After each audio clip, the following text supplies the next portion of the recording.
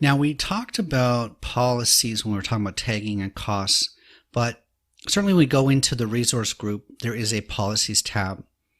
And we can see that there are no policies that are affecting this scope. So the resource group itself is a scope, okay? Let's go into the assignments, and we can say assign policy. If we go into the policy definition again, instead of looking at the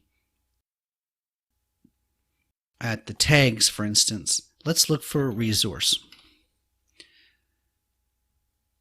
So there are policies that affect resource groups. So we can assign tag and its default value to the resource group. And so if the value is not defined when the resource group is created, then it will have a default value. Okay. There are also enforced tag, allowed locations. Let's choose that one. So allowed locations for resources. That one particularly has parameters. So we can say that we only want our resources to be available to be created in Canada, Central US, Eastern US, or Western US. Okay, so we select just a limited number of regions that we allow our resources to be created.